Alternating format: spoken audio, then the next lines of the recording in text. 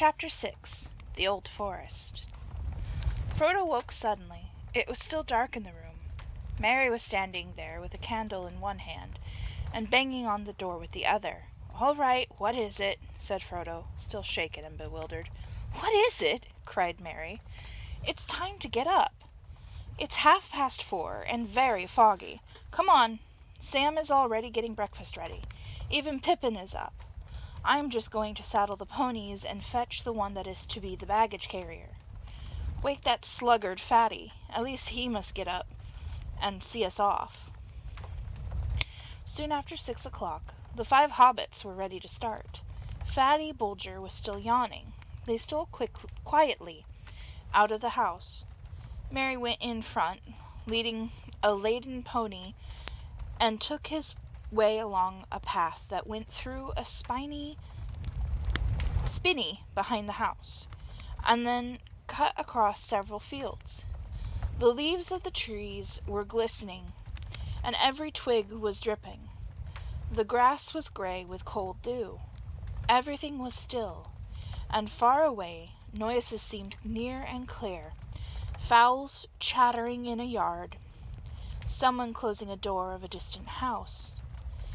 In their shed they found the ponies, sturdy little beasts of the kind loved by hobbits, not speedy, but good for a long day's work. They mounted, and soon they were riding off into the mist, which seemed to be open reluctantly before them and close forbiddingly behind them. After riding for about an hour, slowly and without talking, they saw the hedge looming suddenly ahead. It was tall and netted with silver cobwebs. "How are you going to get through this?" asked Fredregar. "Follow me," said Merry, "and you will see." He turned to the left along the hedge, and soon they came to a point where it bent inwards, running along the lip of a hollow. A cutting had been made, at some distance from the hedge, and went sloping gently down into the ground.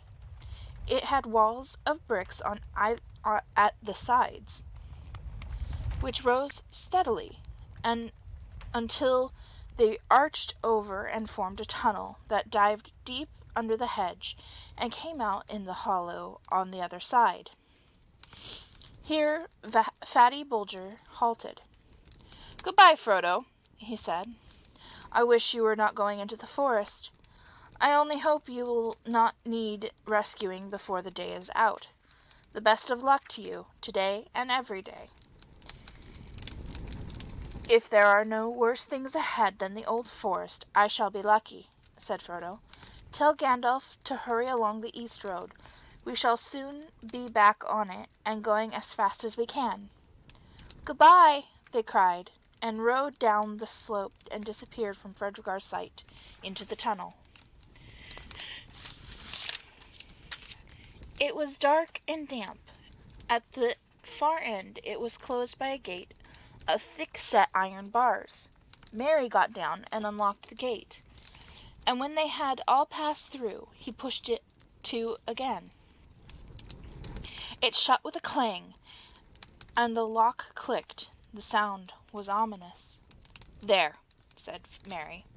"You have left the Shire, and now are outside, and on the edge of the old forest." "Are the stories true?" asked Pippin. "I don't know what stories you mean," answered Merry. "If you mean the old bogey stories Fatty's nurses used to tell him about goblins and wolves and things of that sort, I should say no. At any rate, I don't believe them. But the forest is queer. Everything in it is very much more alive, more aware of what is going on, so to speak, than things are in the Shire. The trees do not like strangers. They watch you. They are usually content merely to watch you, as long as daylight lasts, and don't do much. Occasionally the most unfriendly ones may drop a branch, or stick a root out, or grasp at you with a long trailer. But at night, things can be almost alarming. Or so I am told. I have only once or twice been in here after dark, then only near the hedge. I thought all the trees were whispering to each other, passing news and plots along in an unintelligible language, and the branches swayed and groped without any wind. They do say the trees actually do move, and can surround strangers and hem them in. In fact, long ago, they attacked the hedge. They came and planted themselves right by it, and leaned over it. But the hobbits came and cut down hundreds of trees, and made a great bonfire in the forest, and burned all the ground in a long strip east of the hedge. After that, the trees gave up the attack, but they became very unfriendly. There is still a wide bare space not far inside where the bonfire was made. It is only the trees that are dangerous, asked Pippin. There are various queer things living deep in the forest, and on the far side, or at least I have heard so, said Merry. But I have never seen any of them. But something makes paths, where whenever one comes inside, one finds open tracks, but they seem to shift and change from time to time in a queer fashion. Not far from this tunnel there is, or was for a long time, the beginning of quite a broad path leading to the bonfire glade, and then on more or less in our direction, east and a little north. That is the path I'm going to try to find. The hobbits now left the tunnel gate and rode across the White Hollow. On the far side was a faint path leading up onto the floor of the forest, 100 yards and more beyond the hedge. But it vanished as soon as it brought them under the trees. Looking back, they could see the dark line of the hedge through the stems of the trees that were already thick about them.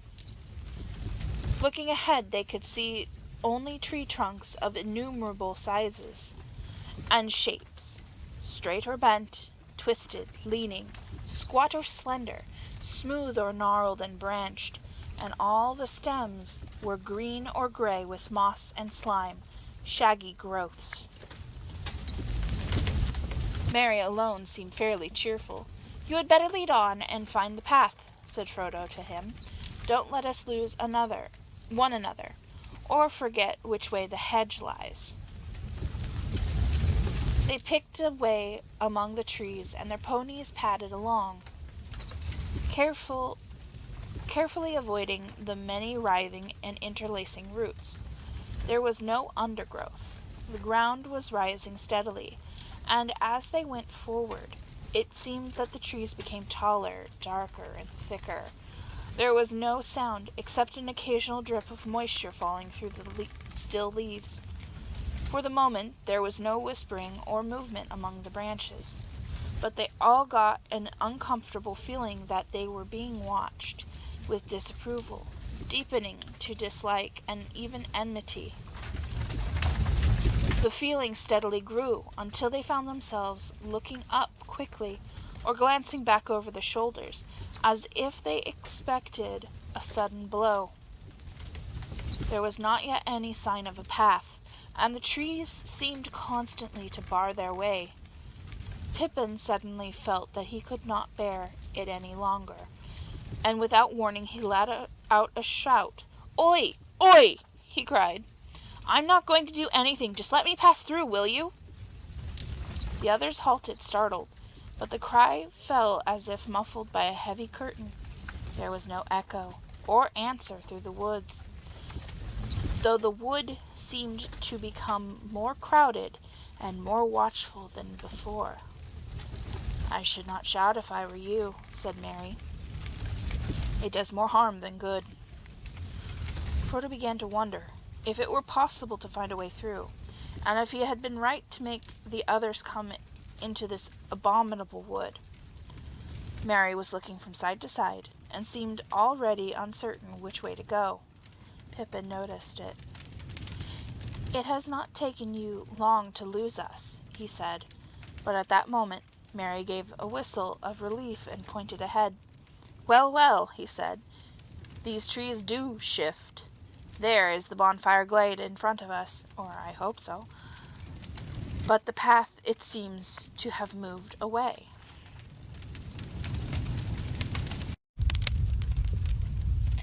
The light grew clearer as they went forward. Suddenly they came out of the trees and found themselves in a wide circular space.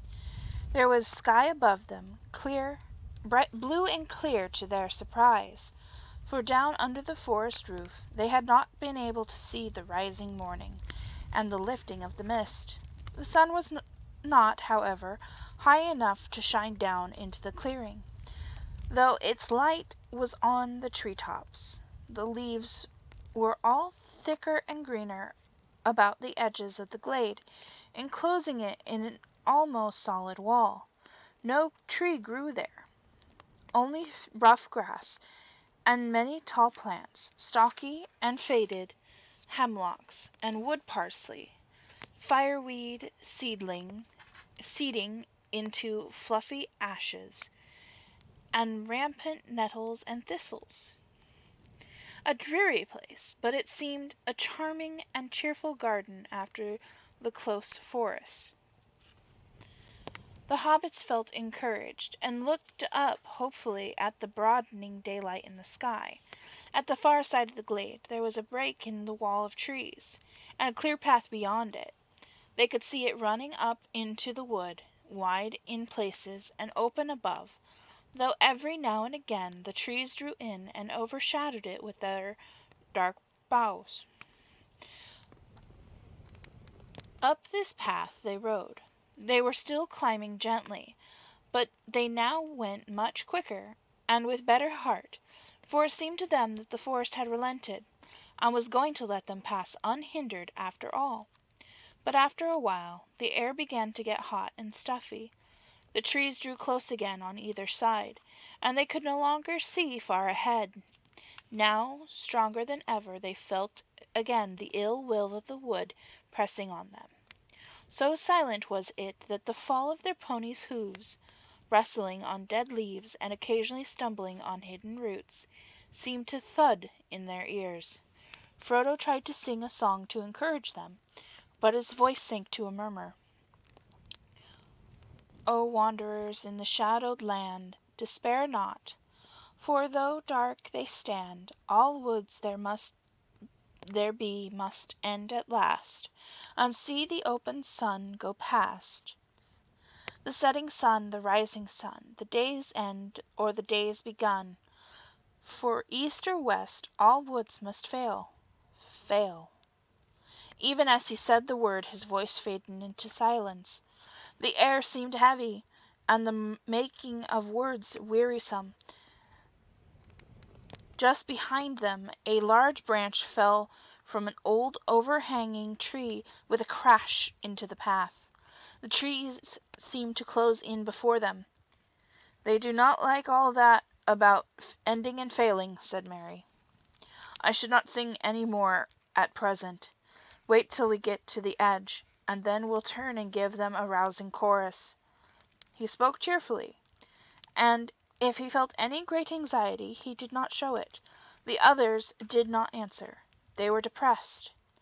A heavy weight was settling steadily on Frodo's heart, and he regretted now with every step forward that he had ever thought of challenging the menace of the trees. He was, indeed, just about to stop and propose going back, if that was still possible, when things took a new turn. The path stopped climbing and became, for a while, nearly level. The trees drew aside, and ahead they could see a path going almost straight forward. Before them, but some distance off, there stood a green hilltop, treeless, rising like a bald head out of the encircling wood. The path seemed to be making directly for it. They now hurried forward again, delighted with the thought of climbing out for a while above the roof of the forest. The path dipped, and then again began to climb upwards, leading them at last to the foot of the steep hillside. There it left the trees and faded into turf. The wood stood all around the hill like thick hair that ended sharply in a circle round a shaven crown. The hobbits led their ponies up, winding round and round until they reached the top. There they stood and gazed out about them. The air was gleaming and sunlit, but hazy, and they could not see to any great distance. Near at hand the mist was now almost gone, though here and there it lay in hollows of the wood, and to the south of them, out of a deep fold cutting right across the forest, the fog still rose like steam or wisps of white smoke. "That," said Merry, pointing his hand, "that is the line of the Withy Windle. It comes down out of the downs, and flows southwest through the midst of the forest to join the Brandywine below Haysend. We don't want to go that way. The Withy Windle Valley is said to be the queerest part of the whole wood, the center from which all the queerness comes, as it were." The others looked in the direction that Merry pointed out, but they could see little but mists over the damp and deep-cut valley, and beyond it the southern half of the forest seemed to fade from view.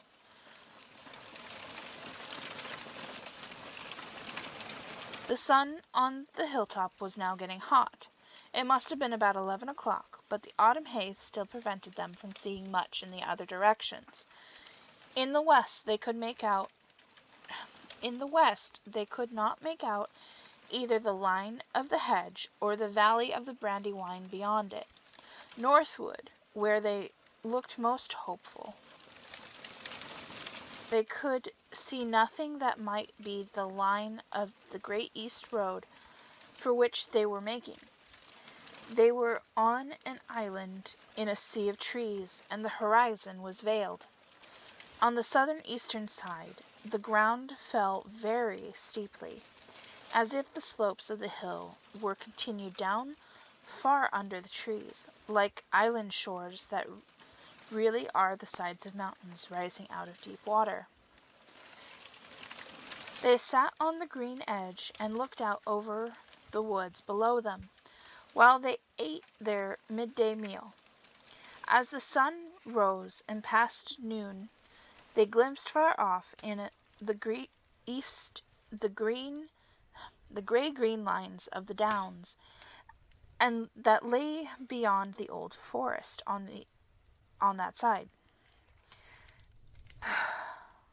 That cheered them greatly, for it was good to see a sight of anything beyond the wood's borders, though they did not mean to go that way, if they could help it. The Barrow Downs had a sinister reputation in hobbit legend as the forest itself. At length they made up their minds to go on again. The path that had brought them to the hill reappeared on the northward side, but they had not followed it far before they became aware that it was bending slightly to the right. Soon it began to descend rapidly, and they guessed that it must actually be heading towards the Withy Windle Valley. Not at all the direction they wished to take. After some discussion they decided to leave this misleading path and strike northward, for although they had not been able to see it from the hilltop, the road must lie that way, and it could not be many miles off. Also northward, and to the left of the path, the land seemed to be drier and more open, climbing up to slopes where the trees were thinner, and pines and firs replaced the oaks and ashes, and other strange and nameless trees of the denser wood. At first their choice seemed to be good. They got along at a fair speed, though whenever they got a glimpse of the sun in an open glade, they seemed unaccountably to have veered eastward. But after a time the trees began to close in again, just where they had appeared from a distance to be thinner and less tangled. Then deep folds in the ground were discovered unexpectedly, like the ruts of great giant wheels, or wide moats and sunken roads, long disused and choked with brambles. These lay usually right along their line of march, and could only be crossed by scrambling down and out again, which was troublesome and difficult with their ponies. Each time they climbed down, they found the hollow filled with thick bushes and matted undergrowth, which somehow would not yield to the left, but only gave way when they turned to the right, and they had to go some distance along the bottom before they could find a way up the further bank. Each time they clambered out, the trees seemed deeper and darker, and always to the left and upwards. It was most difficult to find a way, and they were forced to the right and downwards.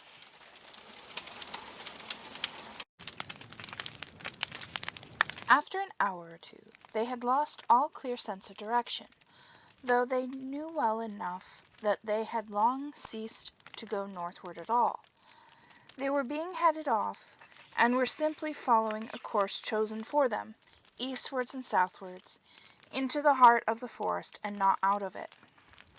The afternoon was wearing away, when they scrambled and stumbled into a fold that was wider and deeper than any they had met. It was so steep and overhung that it proved impossible to climb out of again, either forwards or backwards, without leaving their ponies and their baggage behind. All they could do was follow the fold downwards. The ground grew soft and in places boggy. Springs appeared in the banks, and soon they found themselves following a brook that trickled and babbled through a weedy bed.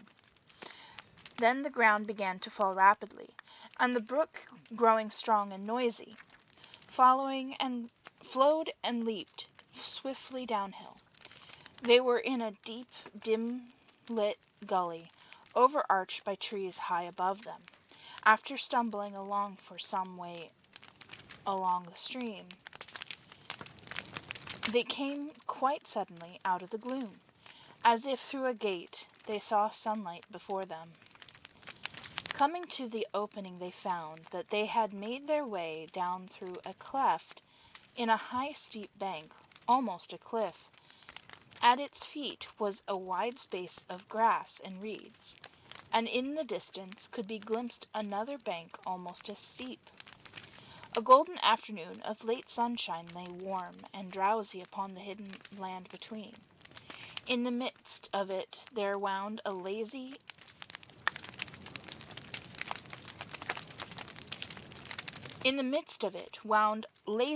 a dark river of brown water, bordered with ancient willows, arched over with willows, blocked with fallen willows, and flecked with thousands of faded willow leaves.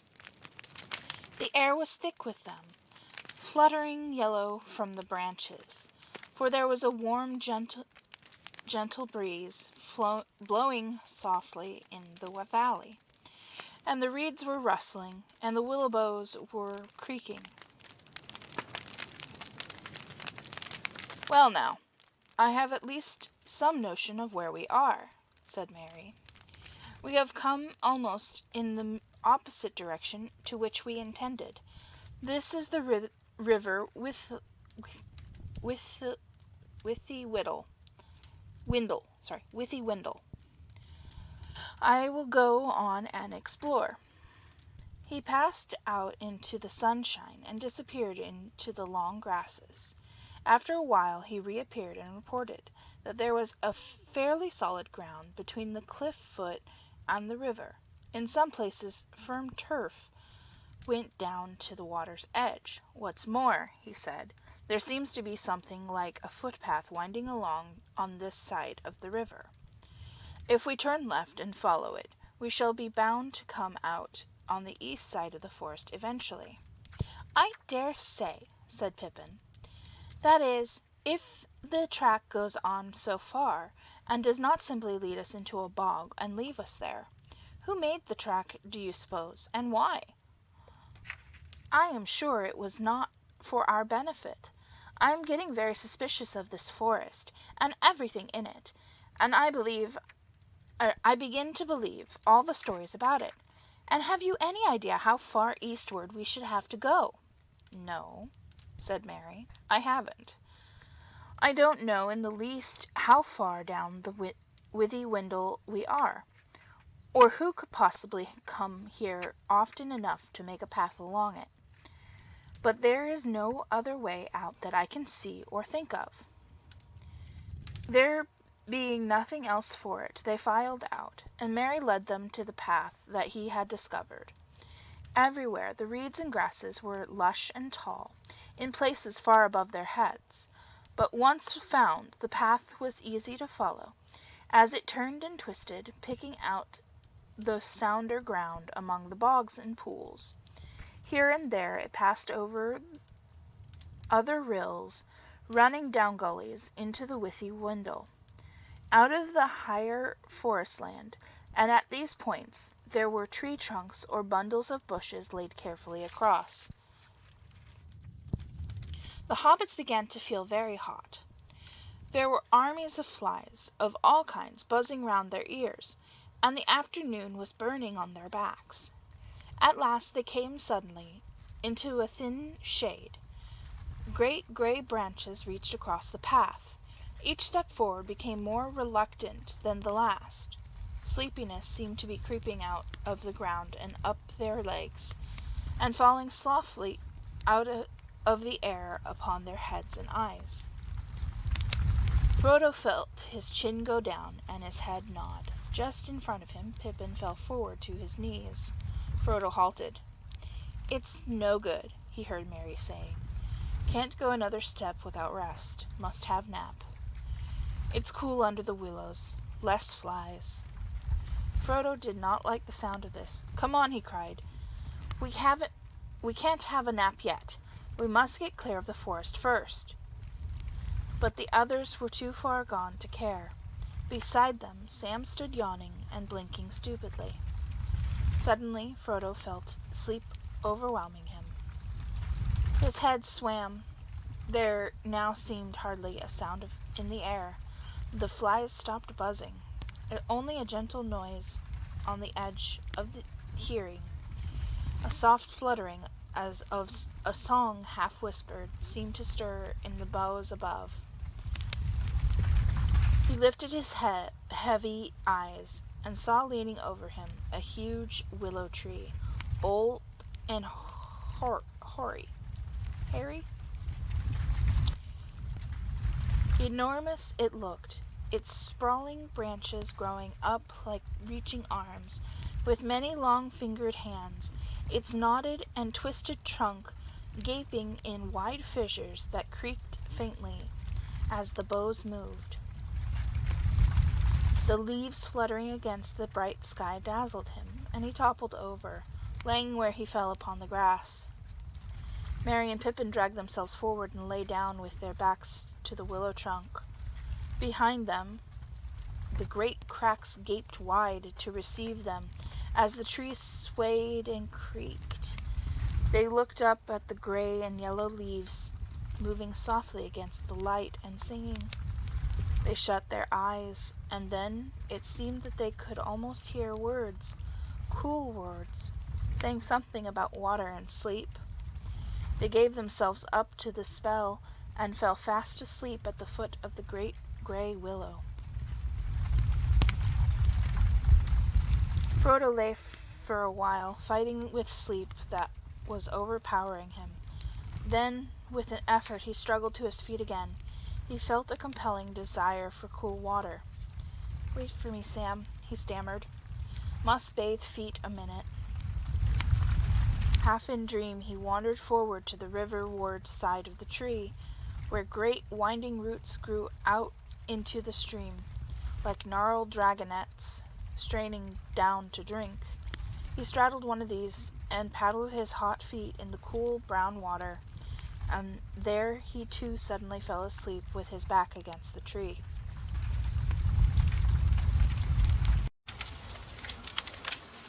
Sam sat down and scratched his head and yawned like a cavern. He was worried. The afternoon was getting late, and he thought this sudden sleepiness uncanny. There's more behind this than sun and warm air, he muttered to himself. I don't like this big tree. I don't trust it. Hark at it singing about sleep now. This won't do at all. He pulled himself to his feet and staggered off to see what had become of the ponies. He found the two that had wandered on a good way along the path, and he had just caught them and brought them back toward the others, when he heard two noises, one loud and the other soft but very clear. One was a splash of something heavy falling into water. The other was a noise like the snick of a lock when a door quietly closes fast. He rushed back to the bank.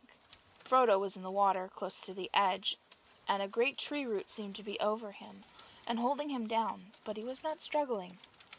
Sam gripped him by the jacket and dragged him from under the root, and then with difficulty hauled him to the bank. Almost at once he woke and coughed and spluttered.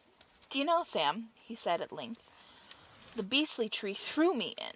I felt it. The big root just twisted round and tipped me in." "You were dreaming, I expect, Mr. Frodo," said Sam. "You shouldn't sit in such a place if you feel sleepy." "What about the others?" asked Frodo. "I wonder what sort of dreams they're having." They went round to the other side of the tree, and then Sam understood the click that he had heard. Pippin had vanished. The crack by which he had laid himself had closed together, so that not a chink could be seen. Merry was trapped. Another crack had closed about his waist.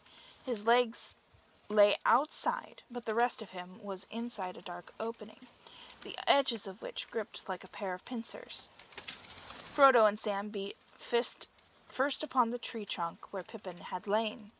They then struggled frantically to pull open the jaws of the crack that held poor Merry. It was quite useless. "What a foul thing to happen!" cried Frodo wildly. "Why did we ever come into this dreadful forest? I wish we were all back at Crick Hollow." He kicked the tree with all his strength, heedless of his own feet. A hardly perceptible shiver ran through the stem, and up into the branches. The leaves rustled and whispered, but with a sound now of faint and far-off laughter. "I suppose we haven't got an axe in our luggage, Mr. Frodo." "I brought a little hatchet for chopping firewood," said Frodo. "That wouldn't be of much use." "Wait a minute," cried Sam, struck by an idea suggested by firewood. "We might do something with fire." "We might," said Frodo doubtfully. "We might succeed in roasting Pippin alive inside." "We might try to hurt or frighten this tree to begin with," said Sam fiercely. If it don't let them go, I'll have it down. If I have to gnaw it." He ran to the ponies, and before long came back with 2 tinder boxes and a hatchet.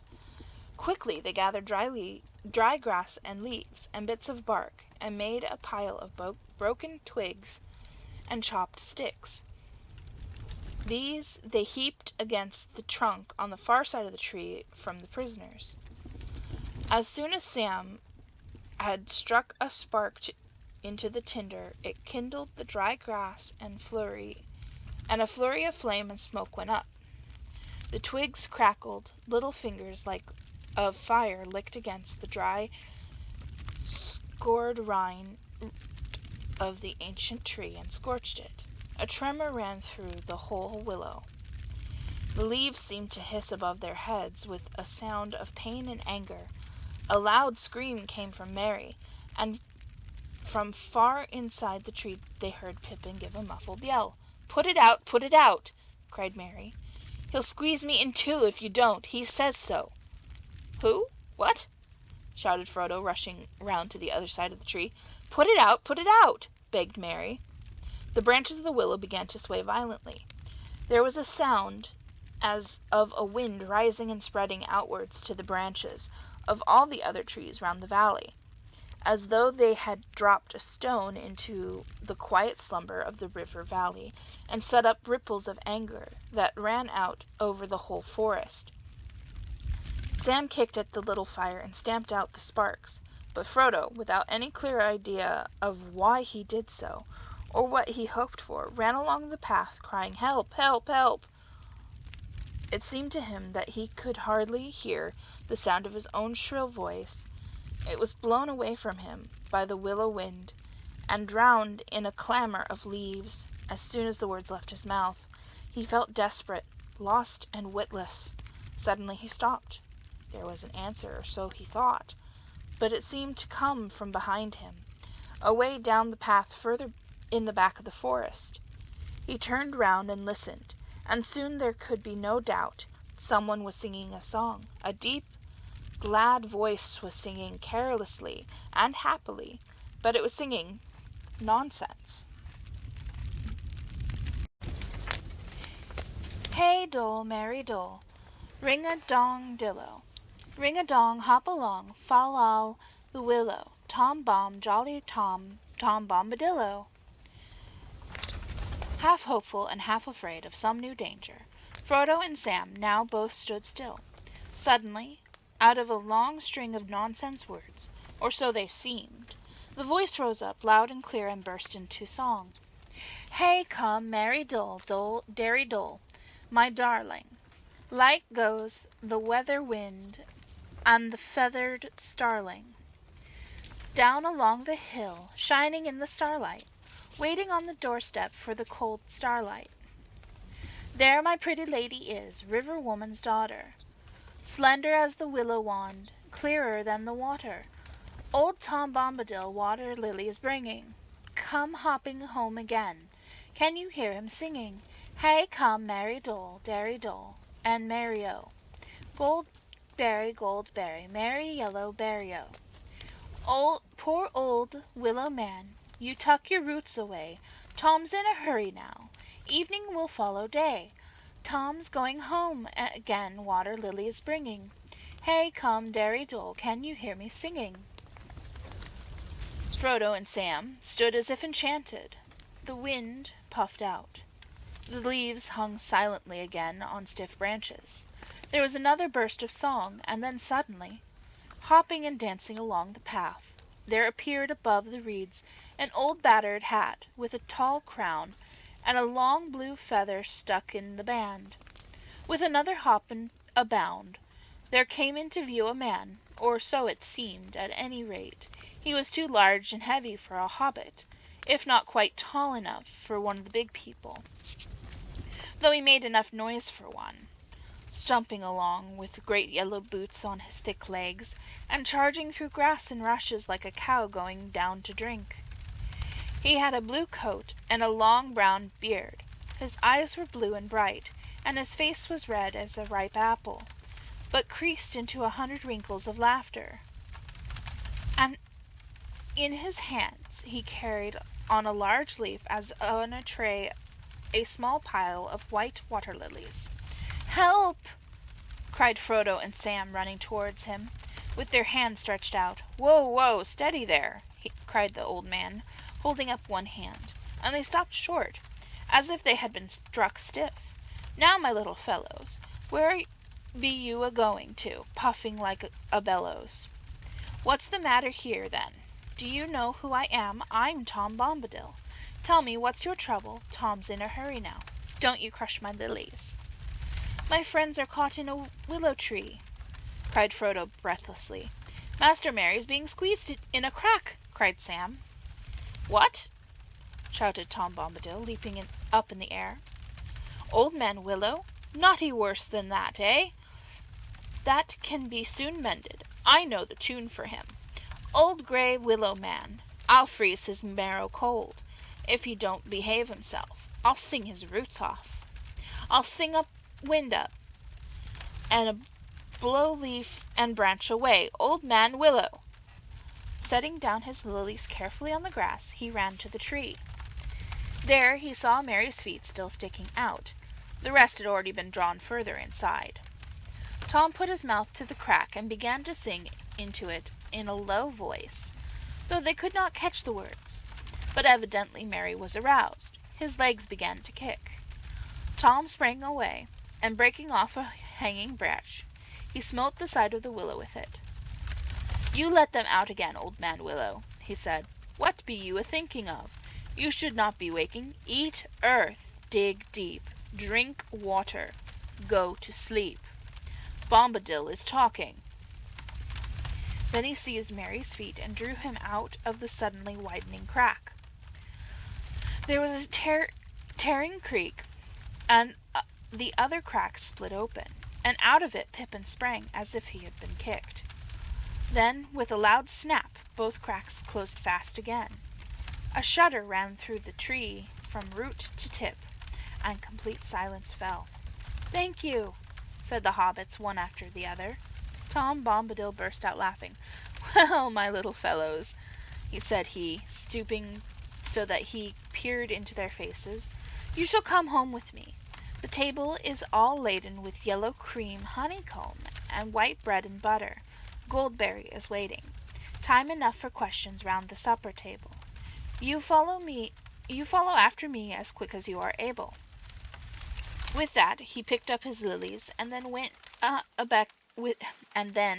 with a beckoning wave of his hand, went hopping and dancing along the path eastward, still singing loudly and nonsensically. Too surprised and too relieved to talk, the hobbits followed after him as fast as they could. But that was not fast enough. Tom soon disappeared in front of them, and the noise of his singing got fainter and further away. Suddenly his voice came floating back to them in a loud hullo.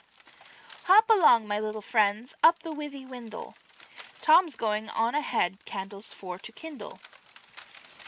Down west sinks the sun, soon you'll be groping.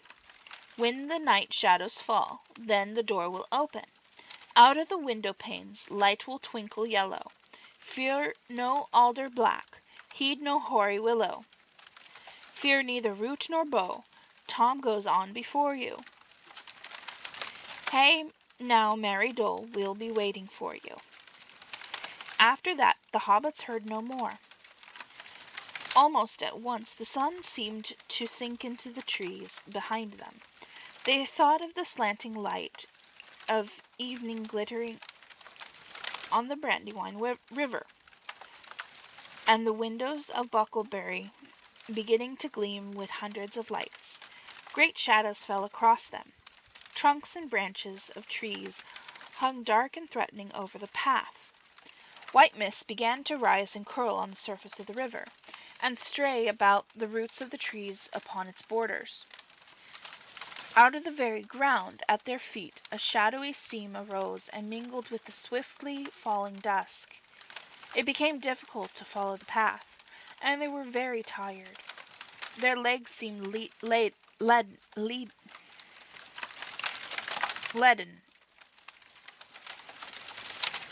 Strange, furtive noises ran among the bushes and reeds on either side of them, and if they looked up to the pale sky, they caught sight of queer, gnarled, and knobbly faces that gloomed dark against the twilight and leered down at them from the high bank and the edges of the wood. They began to feel that all this country was unreal, and that they were stumbling through an ominous dream that led to no awakening. Just as they felt their feet slowing down to a standstill, they noticed that the ground was gently rising. The water began to murmur. In the darkness they caught the white gleam of foam, where the river flowed over a short fall. Then suddenly the dreams came to an end, and the mists were left behind.